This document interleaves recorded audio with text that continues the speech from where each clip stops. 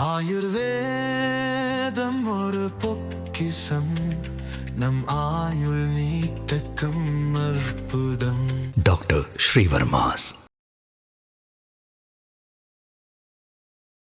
பேசு தமிழா பேசு நேர்களுக்கு வணக்கம். இப்போது நம்மோடு மேஜர் மதன்குமார் அவர்கள் இணைஞ்சிருக்காரு. ஜெய்ஹிந்த் மேஜர். வணக்கம். ஜெய்ஹிந்த். ஸோ டெல்லியில் நடக்கிற எல்லாத்தையும் நீங்க பார்த்துட்டு இருப்பீங்க. கமெண்ட் செக்ஷன்ல நம்மளோட நேயர்கள் கேட்கக்கூடிய ஒரு சில கேள்விகளை உங்கள்கிட்ட கேட்டு உங்களுக்கு கருத்து நான் தெரிஞ்சுக்கலாம்னு நினைக்கிறேன். ஃபர்ஸ்ட் பெரும்பாலான மக்கள் கேட்கக்கூடிய கேள்வியாக, மத்திய அரசாங்கம் இந்த கூட்டத்தை கணிக்க தவறிவிட்டதா அல்லது இந்த ஒரு ப்ரொட்டஸ்டை சரியா கையாளவில்லையா என்று பல பேர் கேட்கிறாங்க. இது உங்களுடைய கருத்து? கண்டிப்பா இதை அவங்க சரியா ஹேண்டில் பண்ணல. ஸ்டார்டிங்ல இருந்தே இதை முதல்ல கரெக்டா ஹேண்டில் பண்ணி என்கேஜ் பண்ணியிருந்தாங்கன்னா இந்த அளவுக்கு அது போறதுக்கான வாய்ப்பு அப்படின்றது நிச்சயமா இல்லை. செகண்ட், கேபிட்டல் சிட்டி 20 நாளா அந்த ப்ரொடெஸ்ட் போயிட்டு இருக்கு. கிட்டத்தட்ட 23 நாட்களுக்கு மேல சோனம் வாங்சுக் அவர்கள் அந்த டெத் அண்ட் ஃபாஸ்ட்னு சொல்லிட்டு அவர் போறாரு. அப்போ உங்களுக்கு பார்லமெண்டத்தோட கூட்டத்தொடர் ஆரம்பிக்க போகுது. இதெல்லாம் நார்மலா ஃபேக்டர் போட்டு பண்ணி பார்த்தோம் அப்படின்னா நிச்சயமா அது ஒரு கன்சர்னா இருக்க போகுது அப்படின்றத எல்லாருமே சொல்லலாம். இதை நிச்சயமா அவங்க மிஸ் பண்ணிருக்காங்க. ஓகே. ஸோ இன்னொன்னு, நிறைய ரயட்ஸ் பார்க்க முடியுது. காவல்துறை அதிகாரிகள் தாக்கப்படுறாங்க, செக்யூரிட்டி பர்சனல் தாக்கப்படுறாங்க. இவர்கள் மேல நடவடிக்கை எடுக்கப்படுமா அப்படிங்கிற கேள்வியும் எழுப்படுது. நீங்க என்ன நினைக்கிறீங்க? எடுக்கப்படுமா நடவடிக்கை? இல்ல ரெண்டு இருக்கு. ஒண்ணு பாத்தீங்க அப்படின்னா ஒரு இம்பல்சிவா ஒரு பேக்ரவுண்ட் இல்லாத ஒரு மாணவன், ஒரு நார்மல் பையன், அவன் போய் ஒரு உணர்ச்சியா விட்டு பண்றான் அப்படின்னா மேபி அதை பாடம் பண்றதுக்கு, மன்னிப்பு கொடுக்கறதுக்கான வாய்ப்புகள் நிறைய இருக்கு. ஏன்னா சோனம் வாங்சுக் நேற்று கொடுத்த பேட்டியிலுமே அவர் சொல்லியிருக்காரு, அரசாங்கம் இது உறுதி கொடுத்துருக்காங்கன்ட்டு. பட் வன்முறைக்குனே உள்ள போனவங்க, வன்முறை செய்யறதுக்குன்னே பின்புலம் இருக்கவங்க, ஹிஸ்டரி ஷீட்டர்ஸ் இருப்பாங்க, கிரிமினல் பேக்ரவுண்ட் இருக்கவங்க இருப்பாங்க, ஏற்கனவே இந்த மாதிரி சம்பவங்கள்ல ஈடுபட்டவங்க இருப்பாங்க. அவங்கள கண்டிப்பா அரசாங்கம் விட மாட்டாங்க. டெல்லி காவல்துறை நிச்சயமா கடுமையான நடவடிக்கை எடுப்பாங்க. ஓகே. இப்போ இந்த ஸ்மார்ட் கேமராஸ் யூஸ் பண்ணி ஃபேஸ் டிடெக்ஷன் எல்லாம் பண்ணுவதாக நிறைய சோஷியல் மீடியால வீடியோ வருது. அது வெரிஃபை பண்ணீங்களா நீங்க? அது உண்மையான வீடியோ தானா? இல்ல, அதை வெரிஃபை பண்ண முடியாது. ஒரு கண்ட்ரோல் ரூம் அப்படின்றது இது ஒரு மாடர்ன் போலீசிங்கோடைய ஒரு நடவடிக்கை தான். அது எல்லா நாட்டிலையுமே பண்றதுதான்.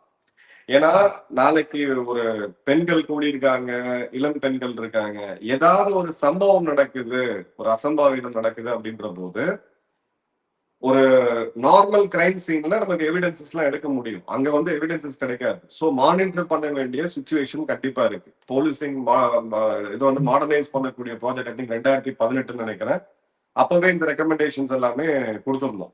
இப்ப கேபிட்டல் இதுல ஒரு பெரிய ப்ரொடெஸ்ட் நடந்துச்சு அமெரிக்கால, பெரிய கலவரமா மாறுச்சுன்றத பார்த்தோம்.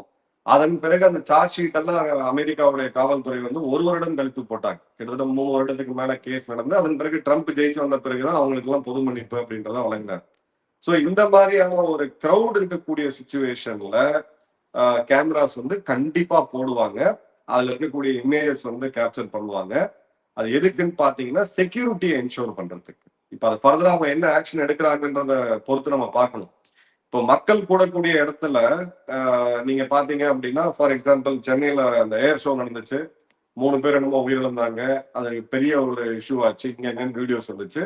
அதுல எல்லாரும் வச்ச குற்றச்சாட்டு என்னன்னா, இவ்வளவு மக்கள் கூடக்கூடிய இடத்துல கண்காணிப்பு கேமராக்கள் ஏன் இல்லை அப்படின்ட்டு. சோ இது ஒரு நார்மல் செக்யூரிட்டி ப்ராசஸ் தான். இது பெருசா நம்ம இது பண்ணணும் அப்படின்றது அவசியம் இல்லை. இன்ஸ்டால் நிறைய ரீல்ஸ் பார்க்க முடியுது.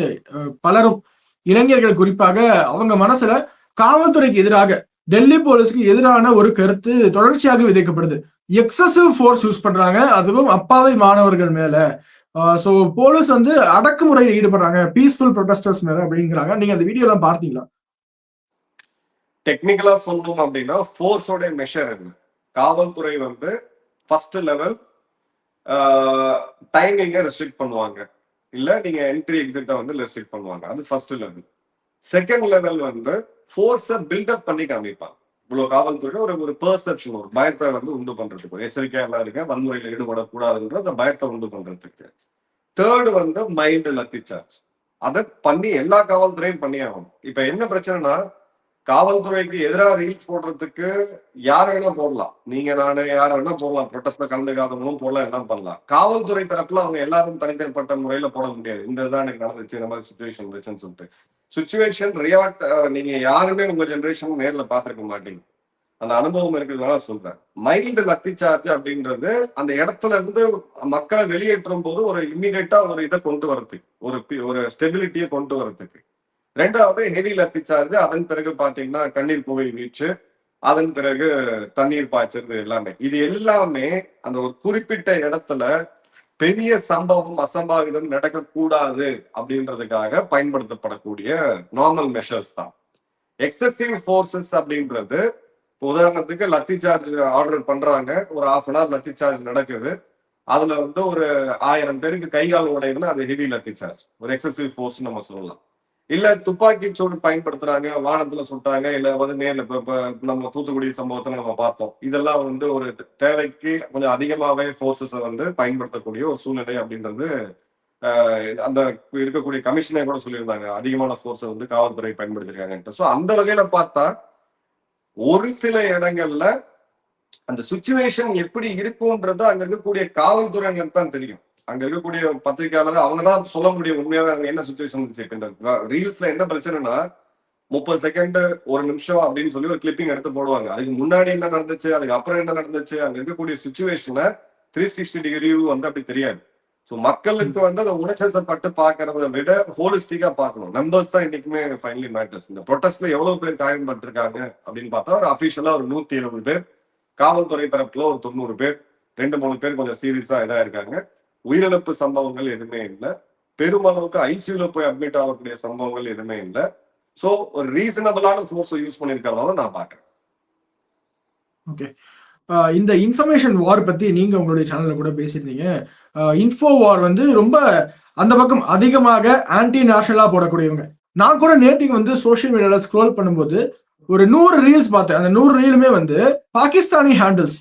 எனக்கு வந்து நடுவில் ஒரு பார்டர் இருக்கு, இந்த பார்டர் மட்டும் இல்லைன்னா நான் போய் ஜந்தர் மந்தர்ல கலந்துப்பேன், என்னை வந்து ஜென்சி 2 பேரும் நம்ம வந்து கனெக்ட் ஆகிருப்போம் அப்படிங்கிற மாதிரி இன்ஃபர்மேஷன் வரும்.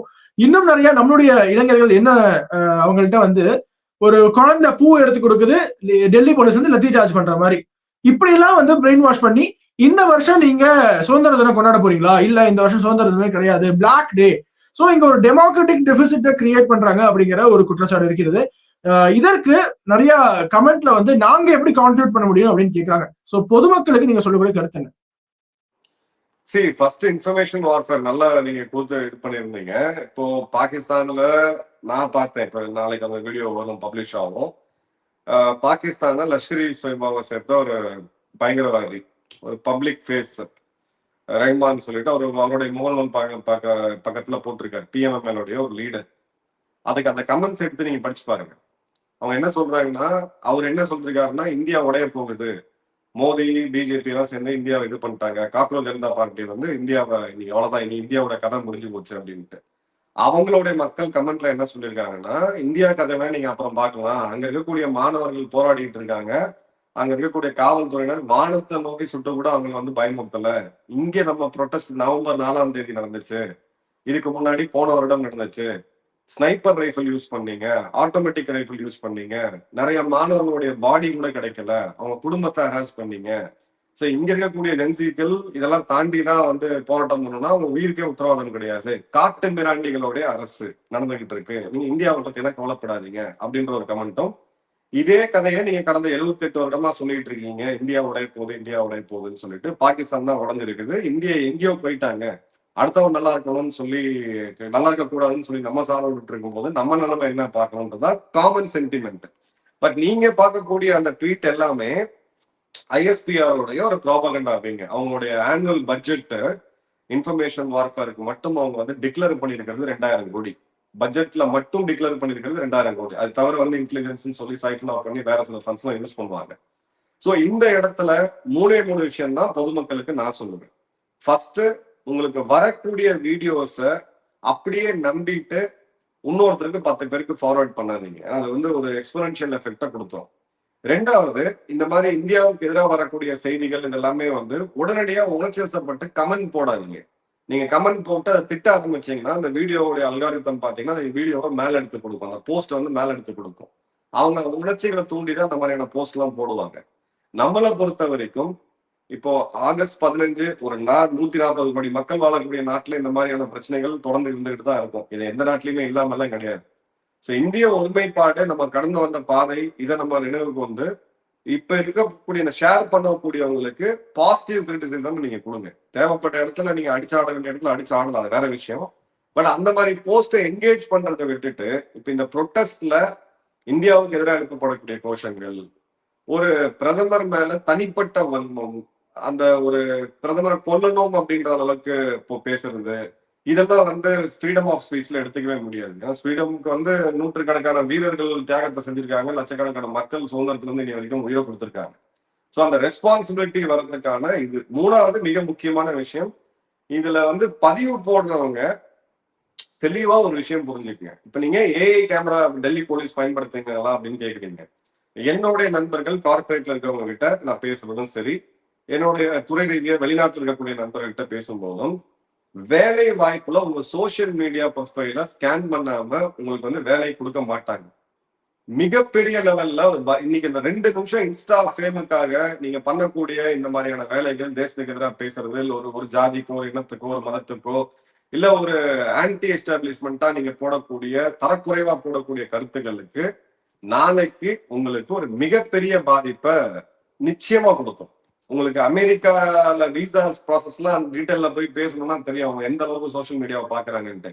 நான் அந்த பதிவை டெலீட் பண்ணிட்டேன், அந்த பதிவை நான் போடல அப்படின்னா அந்த பதிவை யார் வேணா இறக்கி இன்னொரு 10 பேர் ஸ்கேன் பண்ணுவாங்க. நீங்க ஒன்ஸ் அதை போட்டுட்டீங்கன்னா நீங்க வேணா அழிக்கலாங்க மொழி அதை வந்து அது இருந்துட்டு தான் இருக்கும்.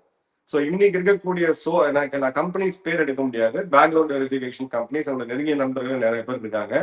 சோசியல் மீடியா ப்ரொஃபைல பார்க்காம இனி வரக்கூடிய காலங்களில் ரெக்ரூட்மெண்ட்ன்றது நடக்காது. கேர்ஃபுல்லா இருங்க.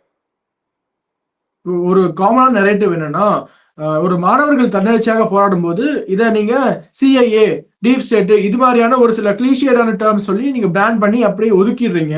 இது மாணவர்கள் இயல்பாக வரக்கூடிய ஒரு போராட்டமாக இருக்கிறது. ஒரு அறச்சீற்றமா இருக்கு, நீட் பேப்பர் லீக் ஆயிருச்சு அதனால வந்து போராடுறாங்க, இது வந்து சிஐஏ தொடர்பு கிடையாது என்று சொல்பவர்களுக்கு நீங்க என்ன சொல்ல விரும்புறீங்க? இப்போ சிஏஏ தொடர்பு, சிஏஏ ஒரு உலக அமைப்பு, அவங்க பண்றதை நாங்க இதுதான் பண்ண போறோம்னு சொல்லிட்டு அபிஷியலா அனௌன்ஸ்மெண்ட் பண்ண மாட்டாங்க. பட் நம்ம நேபாள் பார்த்தோம், பங்களாதேஷ், இலங்கை, கம்போடியா, பல நாடுகள்ல இந்த மாதிரியான போராட்டங்கள், குறிப்பா ஜென்சிஸ்ன்னு சொல்லி நடக்கக்கூடிய போராட்டங்களுக்கு பேக் எண்ட்ல எடுத்து பார்த்தோம் அப்படின்னா நிச்சயமா அவங்களுடைய இன்ஃபுளுயன்ஸ் அப்படின்றது இருக்கு. பங்களாதேஷ்ல ரொம்ப தெளிவாவே ஓப்பனாவே இருந்துச்சு. அந்த ஆட்சி மாற்றத்துக்கு பிறகு அந்த மாணவர்கள் போராட்டத்தை முன்னெடுத்த ஒரு 8 பேரு அப்போ அவங்களுடைய இன்ட்ரீம் அட்வைசரா இருந்த யூனிஸ் தலைமையில அமெரிக்கா போய் பைடனும் பில் கிளின்டன் அவர்களும் கட்டி பிடிச்சு அவங்களோட ஆதரத்தல் வந்து நம்ம பார்த்தோம். சோ இது ஓப்பனாக இருக்கு. இந்த ஆங்கிள் வந்து நம்ம இல்ல கம்ப்ளீட்டா மாணவர்களுக்கு போராடக்கூடிய எல்லா உரிமையும் இருக்கு. ஜனநாயகத்துல போராட்டம் அப்படின்றது ஒரு ப்ரெஷர் கப்பூர்ல இருக்கக்கூடிய ஒரு அந்த வால் மாதிரி, அதுதான் அந்த ப்ரெஷர் ரிலீஸ் பண்ணோம். நம்ம எங்கேயுமே அந்த ப்ரொட்டஸ்ட் தடை செய்யலையே. முதல் நாள் வந்து அபிஜித் தீப்கே அமெரிக்கால இருந்து வராரு. ஒரு சர்வாதிகார நாடா இருந்துச்சுன்னா இப்ப பாகிஸ்தான் கதையை நம்ம பார்த்தோம். சைனாவை நீங்க யோசிச்சு பார்க்க முடியுமா?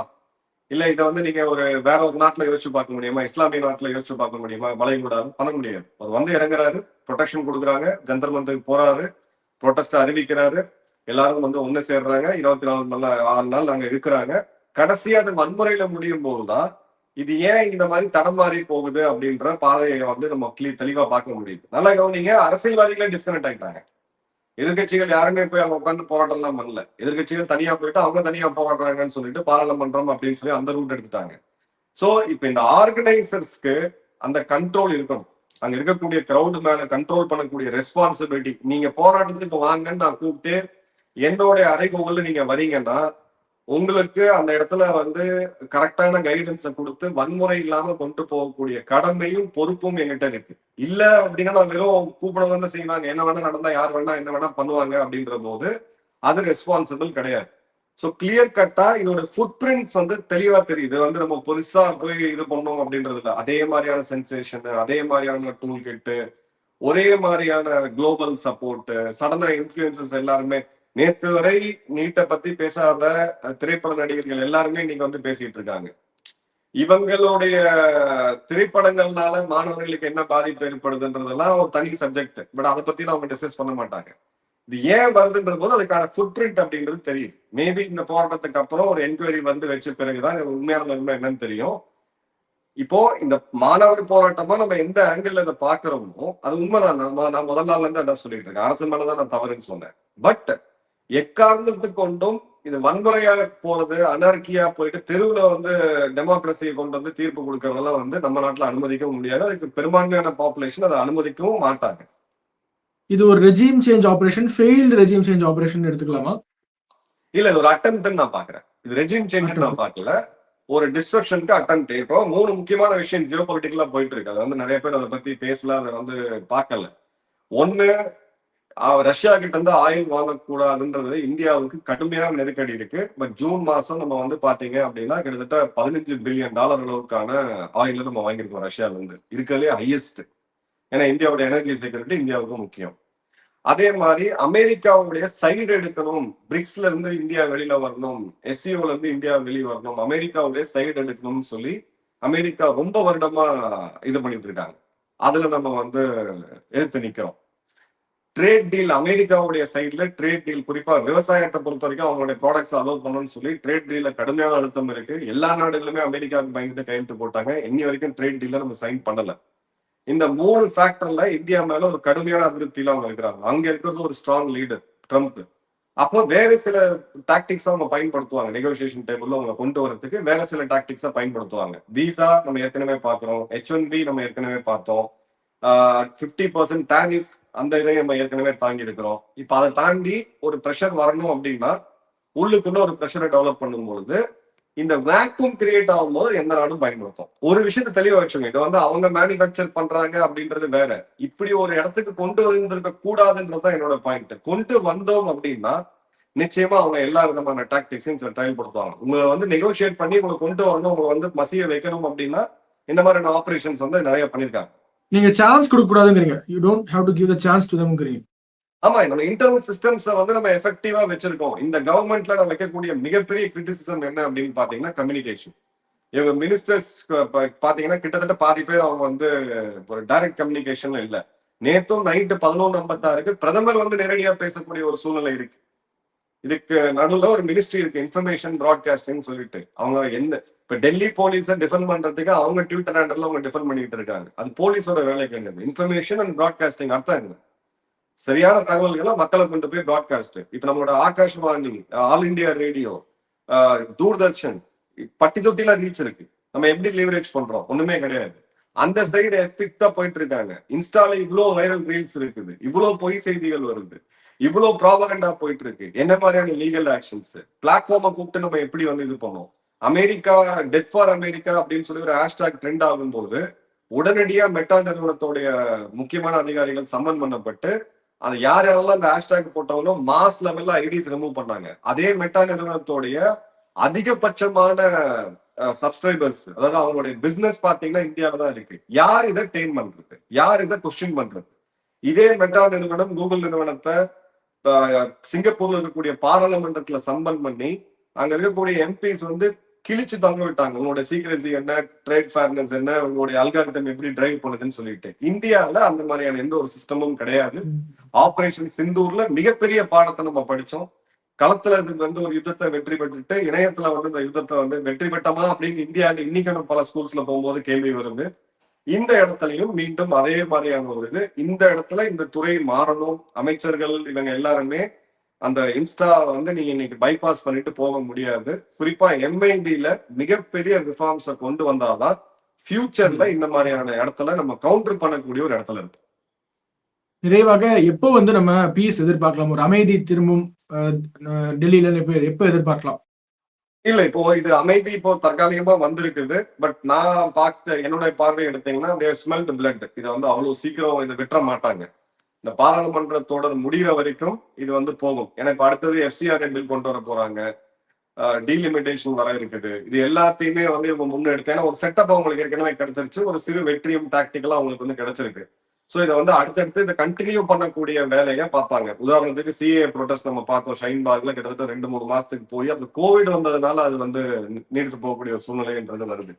என்னுடைய கணிப்பு இது ஆன் அண்ட் ஆஃப் அப்படின்ற இந்த புகை அப்படி இருந்துகிட்டே இருக்கும். மேபி இன்னொரு 5 மாத காலம் கூட இது போறதுக்கான வாய்ப்புகள் நிச்சயமா. ஆனா சுதந்திர தினத்துக்கு முன்னாடி கிளியர் பண்ண வாய்ப்பு இருக்கா? ஆகஸ்ட் 15 சுதந்திர தினம், பெரிய நிகழ்ச்சி நடக்கும் டெல்லியில. அப்போ கிளியர் அங்கதான் வரேன். அதுல அவங்க வந்து எப்படியாவது இதை வந்து ஒரு குளோபல் அட்டென்ஷனை கொண்டு வரணும்னு பார்ப்பாங்க. ஏன்னா சுதந்திர அன்னைக்கு தான் செங்கோட்டையில பிரதமர் உரையாற்றுவாரு. ஸோ அந்த இடத்து வரைக்கும் இதை கொண்டு போகணும், டிஸ்டர்ப் பண்ணணும் அப்படின்றத அவங்க கண்டிப்பா பண்ணுவாங்க. இது வந்து அவ்வளவு சீக்கிரம் முடிய போற பிரச்சனை அப்படின்றது நிச்சயமா கிடையாது. அட்லீஸ்ட் இன்னும் ஒரு மாசத்துக்கு. Thank you so much Majid. Thank you, நன்றி. தேங்க்யூ. உலக தமிழ் சொந்தங்களுக்கு வணக்கம். நான் ராஜவேல் நாகராஜன். பேசு தமிழா பேசு வலையொலியுடைய வளர்ச்சிக்கு நீங்களும் உறுதுணையாக இருக்கணும்னு நினச்சிங்கன்னா இந்த வீடியோடைய டிஸ்கிரிப்ஷனில் இருக்கக்கூடிய ரேசர் பே லிங்கை கிளிக் பண்ணுங்கள். அந்த லிங்க்கில் போயிட்டு உங்களுக்கு விருப்பமான தொகையை பேசு தமிழா பேசுவனுடைய வளர்ச்சிக்கு உங்களுடைய பங்களிப்பாக நீங்கள் கொடுக்கலாம். நன்றி, வணக்கம்.